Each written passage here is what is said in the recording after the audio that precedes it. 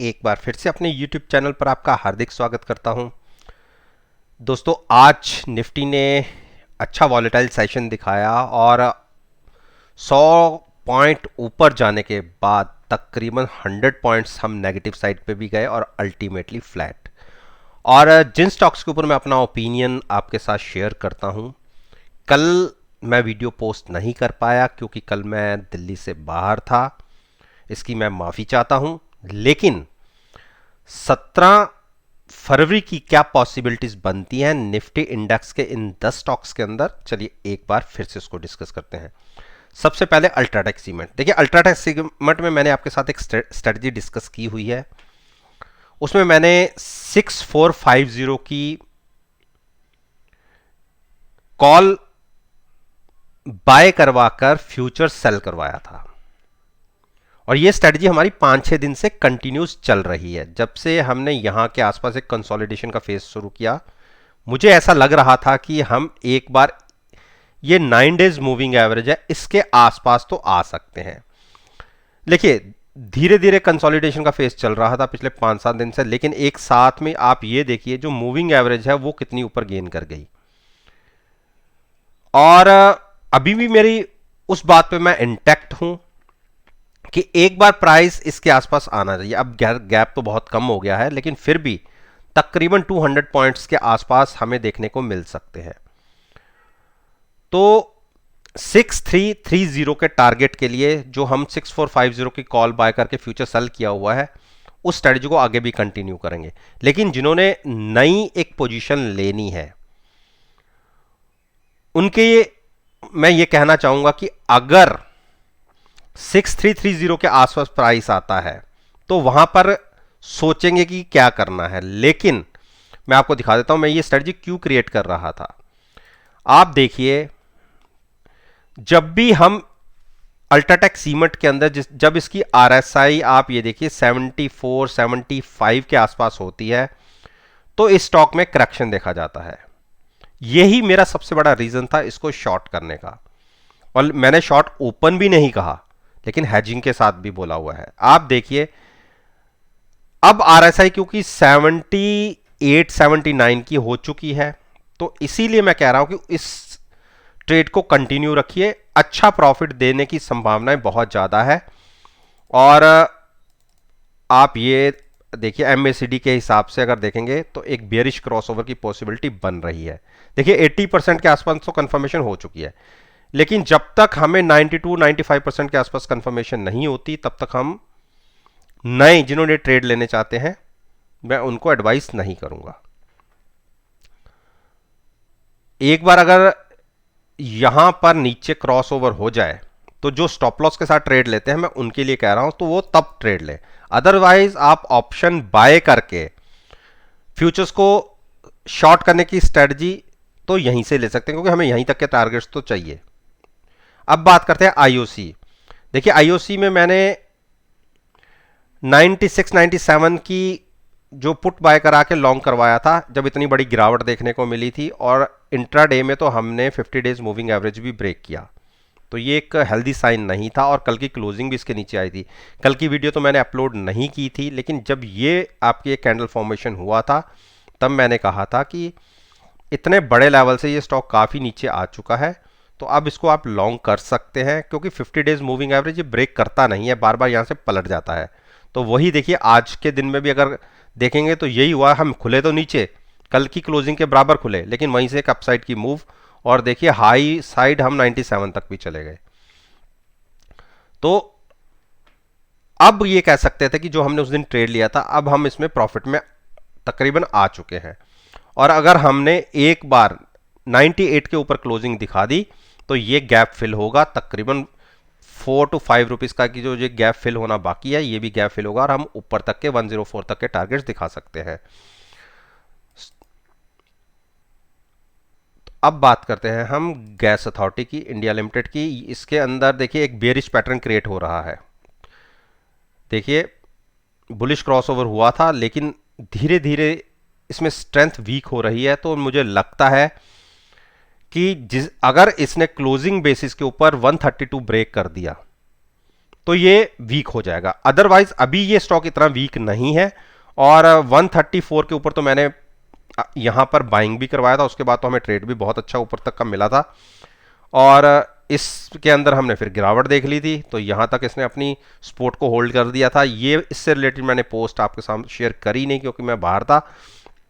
आज की candle formation, अगर कैंडल फॉर्मेशन को देखेंगे तो एक बेरिश कैंडल है, क्योंकि हाई से काफी लोअर साइड पर क्लोजिंग आई है, लेकिन अपनी 2 मूविंग एवरेजेस के ऊपर क्लोज आई है। तो इसलिए अभी हम इसके अंदर कोई शॉर्ट तरफ तो नहीं सोचेंगे।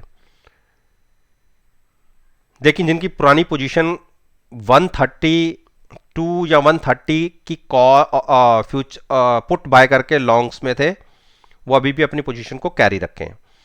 टाटा मोटर्स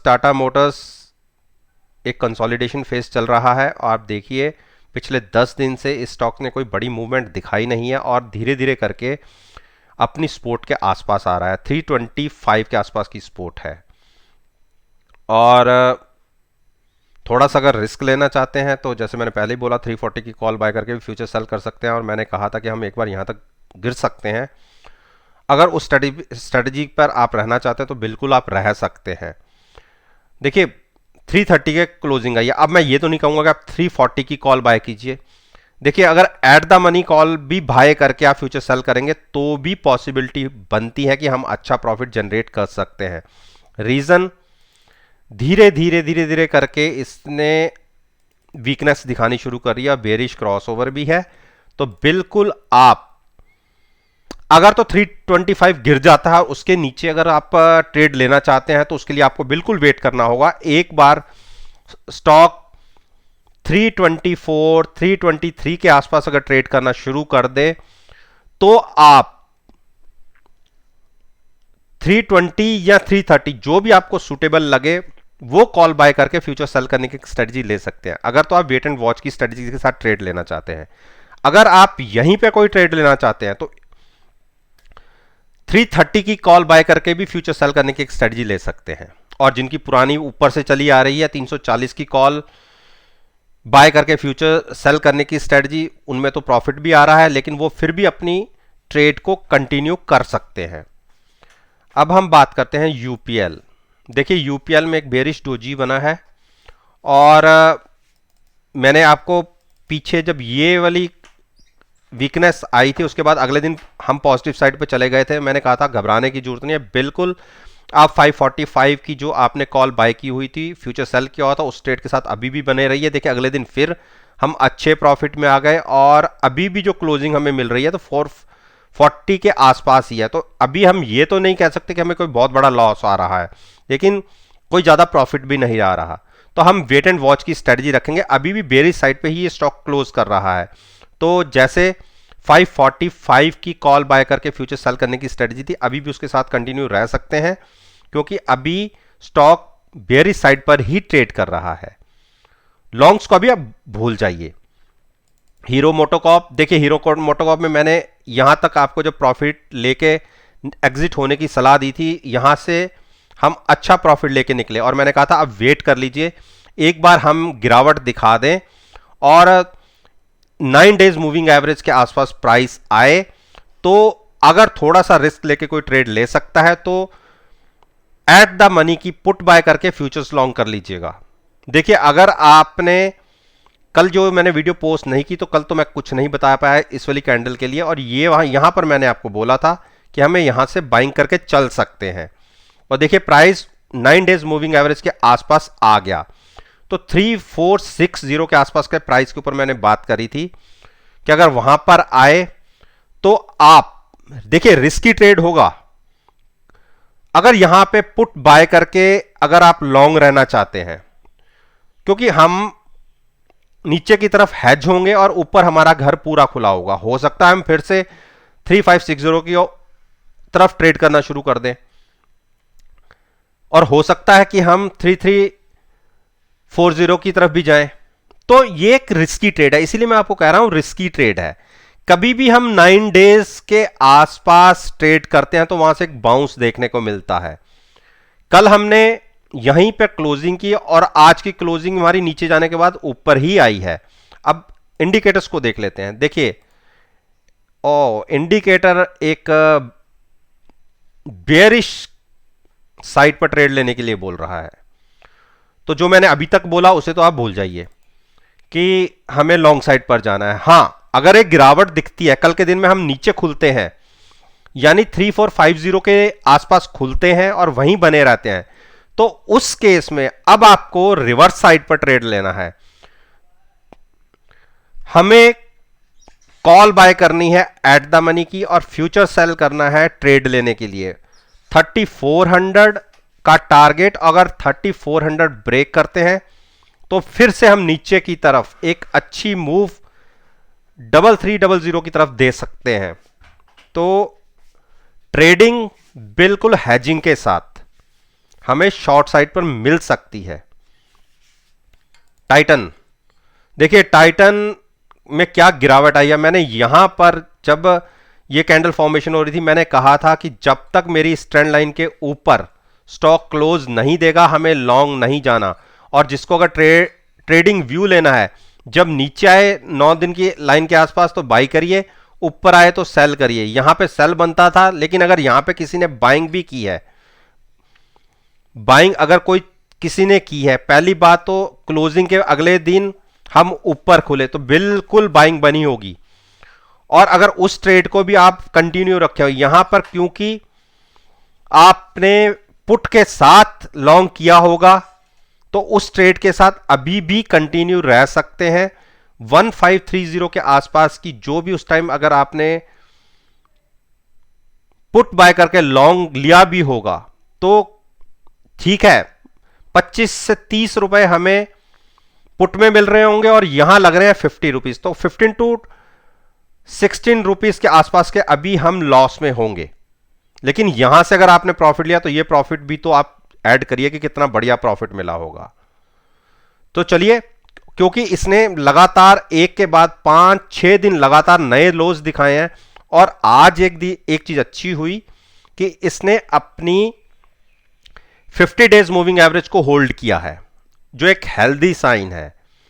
कल अगर बाउंस आता है और हम 1510 के ऊपर ट्रेड करना शुरू करते हैं तो एक बड़ी शॉर्ट कवरिंग स्टॉक में दिख सकती है, जो तकरीबन 175 तक कंटिन्यू हो सकती है। तो वेट एंड वॉच की स्ट्रेटजी है, जिसकी पुरानी पोजीशंस होल्ड है, कंटिन्यू हो रखी है, वो लॉन्ग साइड पर रह सकते हैं। और नया ट्रेड जिसने लेना चाहते हैं वो अभी थोड़ा सा वेट कर ले। टीसीएस में एक बेरिश साइड पर क्लोजिंग आई है, बिल्कुल इसको शॉर्ट करके चला जा सकता है। इसको 3180 की कॉल बाय करके थोड़ा सा ऊपर की कॉल बाय करनी होगी और नीचे नेगेटिव साइड पर खुलते हैं तो शॉर्ट बनता है। शॉर्ट में एक फ्यूचर्स में शॉर्ट करने की स्ट्रेटजी ले सकते हैं। 3070 के टारगेट होंगे और अगर उसके नीचे आए तो टारगेट बहुत नीचे के होंगे। तो 3070 के टारगेट के लिए आप ट्रेड ले सकते हैं शॉर्ट साइड पर। लॉन्ग्स बिल्कुल अवॉइड कीजिए। अगर शॉर्ट साइड पर ट्रेड लेना भी हो तो आप ये मान के चलिए कि आपको अपनी पोजीशन को हेज रखना है, थोड़ा सा रिस्क लेना है, जो हमारे ऑप्शन प्रीमियम होगा और जो हमारे ट्रेड के बीच का गैप होगा, ये आपका मैक्सिमम लॉस होगा, लेकिन अनलिमिटेड नीचे का प्रॉफिट है। तो इस तरीके से हम ट्रेड ले सकते हैं। मारुति में अभी ट्रेड मत लीजिए, एक कैंडल फॉर्मेशन अपसाइड पर ऑन होने दीजिए। देखिए, अपनी सभी मूविंग एवरेज क्रॉस करके ऊपर तो चला गया है स्टॉक, लेकिन अभी बुलिश क्रॉसओवर बिल्कुल कंफर्म हो गया है, बुलिश क्रॉसओवर भी हो गया है, तो आप ट्रेड ले सकते हैं। उस केस में आपको जो नीचे की तरफ पुट बाय करनी होगी वो एट द मनी मत कीजिए, थोड़ा सा गैप लेके नीचे की करिए। 7650 की अगर आप पुट बाय करके लॉन्ग्स में जाते हैं तो एक अच्छी अपॉर्चुनिटी ऊपर की तरफ देखने को मिल सकती है। लेकिन एक चीज का ध्यान रखिएगा, बाइंग तभी करनी है कल की जो ओपनिंग ऊपर की तरफ होगी और कंटिन्यूस हाफ एंड आवर अगर अपसाइड पर ट्रेड होता रहे, आज की क्लोजिंग और कल की ओपनिंग के ऊपर ट्रेड होता रहे तो ही लॉन्ग में जाइएगा। 7650 की पुट साथ में बाइंग करके लिमिटेड रिस्क और मैक्सिमम रिवॉर्ड की स्ट्रेटजी के साथ। ब्रिटेनिया देखिए, ब्रिटेनिया ने नए लोज लगातार एक के बाद एक नए दिखा रहे हैं।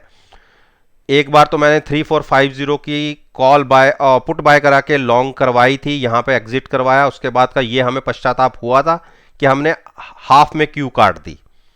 लेकिन उसके बाद जो फिर से गिरावट हुई तो हमने यहां से फिर से लॉन्ग में ट्रेड लिया, 3450 की पुट बाय करके फ्यूचर्स में लॉन्ग किया। मानते हैं कि अगर फ्यूचर्स में हमें लॉस आ रहा तो उसके कंपैरिजन में 50% ही प्रॉफिट पुट के अंदर आ रहा है, तो स्लाइटली सा नुकसान है। लेकिन अब वो ये उस जगह पे आके खड़ी हो गई है जो आप मान लीजिए 29 अक्टूबर का लो था, उसी लो के ऊपर ये क्लोजिंग दिखाई है, जो एक बहुत क्रूशियल लेवल है। देखिए, इतने नीचे गिरावट के बाद स्टॉक को शॉर्ट करना हाईली रिस्की हो जाता है। और साथ में एक चीज जो अच्छी दिख रही है, 32 के आसपास की आरएसआई है, और जब भी आरएसआई यहां गिरती है एक बड़ा पुल बैक भी देखने को मिलता है स्टॉक के अंदर। तो अब यहां के इन लेवल्स पे शॉर्ट तो बिल्कुल शॉर्ट नहीं बनती इन लेवल्स के ऊपर, क्योंकि एक बड़ी गिरावट दिखा चुका है ये स्टॉक। हां, 3450 की मैंने पुट बाय करके लॉन्ग कराया था, इनको कहूंगा कि ये अपनी स्टॉक को कंटिन्यू रखें, क्योंकि हमारी पोजीशन हेजिंग के साथ है। नई जिसने भी पोजीशन लेनी है वो थोड़ा वेट कर ले, क्योंकि सभी मूविंग एवरेजेस के नीचे है और आरएसआई तकरीबन 36-37 के आसपास है, तो उसमें गुंजाइश थोड़ी बचती है अभी गिरने की।